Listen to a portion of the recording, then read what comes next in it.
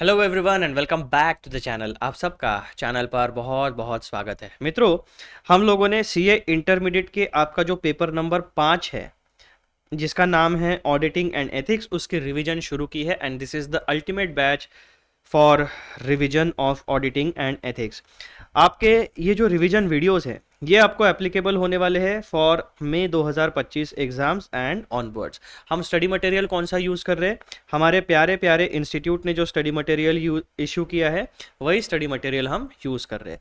इससे आपको दो बेनिफिट मिलेंगे। पहला, आपका स्टडी मटेरियल आपके लिए फ्री ऑफ कॉस्ट अवेलेबल है इंस्टीट्यूट की वेबसाइट के ऊपर। दूसरा, आपके लिए फ्री वीडियो लेक्चर्स मेरे इसी यूट्यूब चैनल पे एप्लीकेबल हो गए।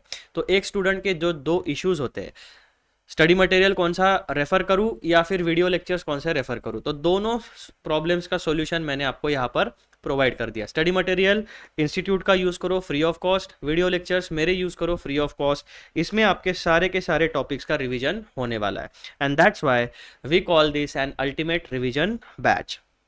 अब दूसरा इंपॉर्टेंट पॉइंट, यहाँ पर हमारा जो स्टडी मटेरियल आपको यूज़ करना है यानी इंस्टीट्यूट का, वो है आपका जुलाई 2024 का edition. This is the latest edition जो आपको 2025 की एग्जाम्स में एप्लीकेबल होने वाला है। तो ये आपको बोर्ड ऑफ स्टडीज़ के पोर्टल से मिलने वाला है। ठीक है भाई साहब, ये आपकी ऑफिशियल वेबसाइट है, इसमें जाओ, बोर्ड ऑफ स्टडीज़ पे क्लिक करो। आपके न्यू सिलेबस में जितना भी new scheme of education and training का जितना भी स्टडी मटेरियल है सीए इंटरमीडिएट से आप डाउनलोड कर सकते हो। ये हो गई जनरल बातें। अब मैं आपको लेके आता हूँ हमारे इस वीडियो के मुद्दे के ऊपर। तो हमने सबसे पहला जो चैप्टर है हमारा nature, objective and scope of audit, इसका रिवीजन शुरू कर दिया है। अभी तक हमारे टॉपिक नंबर 9 तक रिवाइज हो चुके हैं। अब हम रिवाइज करने वाले हैं इस वीडियो में टॉपिक नंबर 10, जो आपको बताएगा ये जो ऑडिट की जो प्रोसेस है ये मैंडेटरी है यानी कंपलसरी है या वॉलेंटरी है यानी खुद होके भी आप कर सकते हो या फिर आप नहीं भी करा सकते हो। ठीक है, यानी कंपलसरी है या वॉलेंटरी है, तो इसका नेचर किस तरीके का है, लीगल इम्प्लीकेशन किस तरीके के हैं, ये हम लोग टॉपिक नंबर 10 में रिवाइज करने वाले हैं।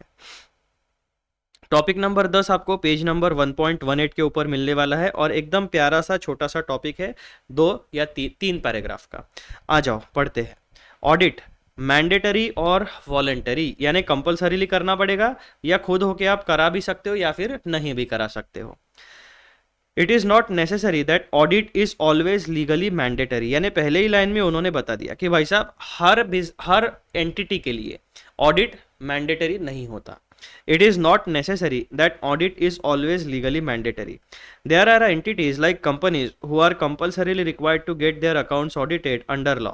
कुछ ऐसी एंटिटीज होती है जिनको कंपलसरी होता है, लेकिन कुछ ऐसी एंटिटीज होती है जिनके ऊपर किसी प्रकार का कोई कंपल्शन नहीं होता।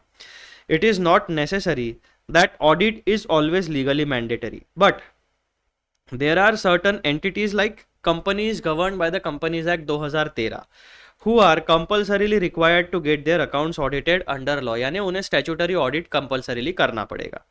Even non corporate entities may be compulsorily requiring audit of their accounts under tax loss.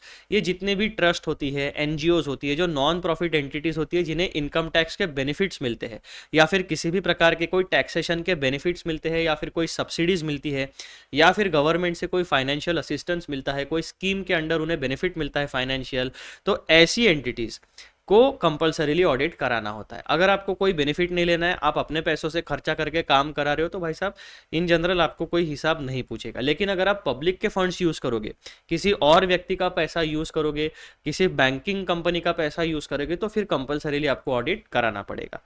आप खुद का पैसा यूज़ कर रहे हो तो बहुत ज़्यादा आपको दिक्कतें नहीं आएगी। इन जनरल ये बातें होती है।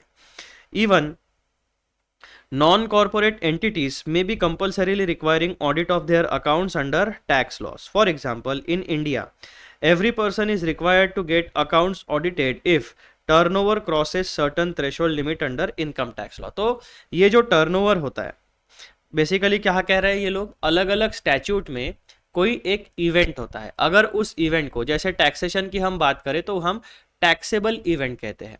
तो टैक्सेबल इवेंट आइदर आप इनकम टैक्स में या फिर यानी डायरेक्ट टैक्सेस में या फिर इनडायरेक्ट टैक्स रेजिम में, अगर वो टैक्सेबल इवेंट ट्रिगर होता है, उस टैक्सेबल इवेंट से जुड़ी हुई कंडीशंस फुलफिल अगर आपकी एंटिटी करती है, तो फिर आपको कंपलसरीली ऑडिट कराना पड़ेगा। अगर किसी भी स्टैट्यूट में जो भी एक ट्रिगर इवेंट होगा वो ट्रिगर इवेंट में जुड़ी हुई जो भी कंडीशंस है, अगर आपकी बिजनेस एंटिटी या फिर नॉन बिजनेस एंटिटी उन कंडीशंस को फुलफिल करती है तो आपको कंपलसरीली ऑडिट कराना पड़ेगा। अगर जो ट्रिगर इवेंट है उसमें बताई गई कंडीशंस को आपकी एंटिटी फुलफिल नहीं करती है तो फिर आपको ऑडिट कराना कंपलसरीली कराने की जरूरत नहीं है।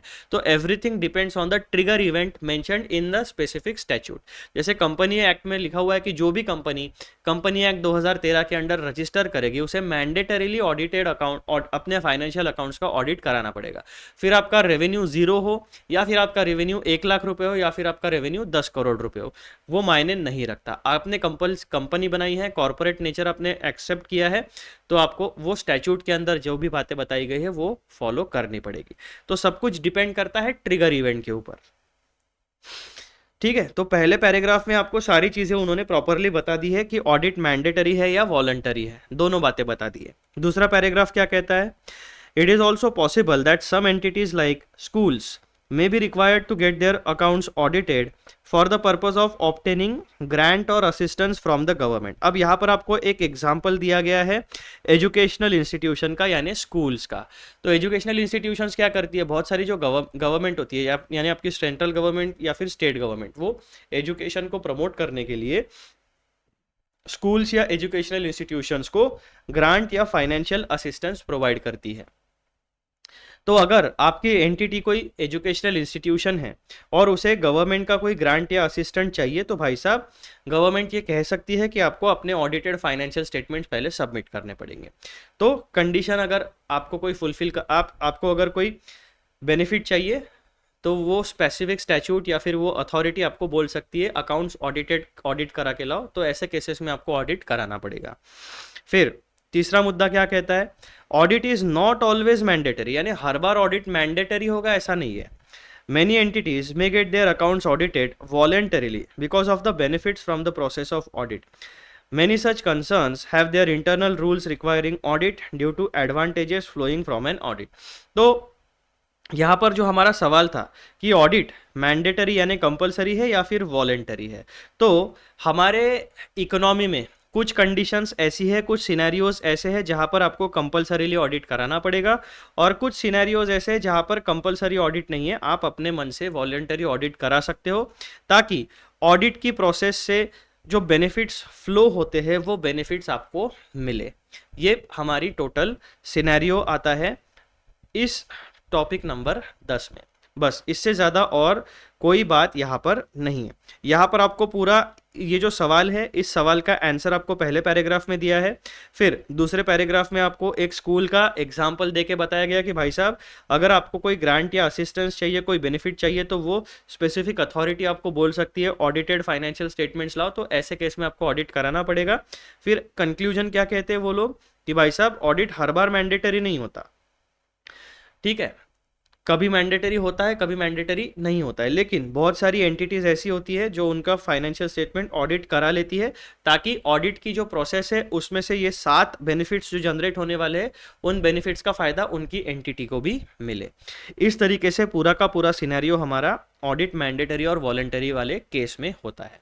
सो एकदम छोटा सा प्यारा सा कॉन्सेप्ट था, इसको अच्छे तरीके से हमने रिवाइज कर लिया है एंड ये वीडियो होता है यहाँ पर समाप्त। जाने से पहले चैनल को सब्सक्राइब जरूर करिए, वीडियोस को लाइक जरूर करिए एंड वीडियोस को शेयर जरूर करिए। अगले वीडियो में हम लोग डिस्कस करने वाले हैं who appoints an auditor. Auditor को अपॉइंट करने की जिम्मेदारी या फिर ड्यूटी या फिर पावर किसके पास होती है। तो हमने टॉपिक नंबर 10 के ऊपर भी हमारा स्पेसिफिक ऑडिटर वाला टिक्कर बिल्ला लगा दिया है। ठीक है भाई साहब, चलो अब अगले वीडियो में ये वाला टॉपिक डिस्कस करेंगे। मिलते हैं अगले वीडियो में, बाय बाय।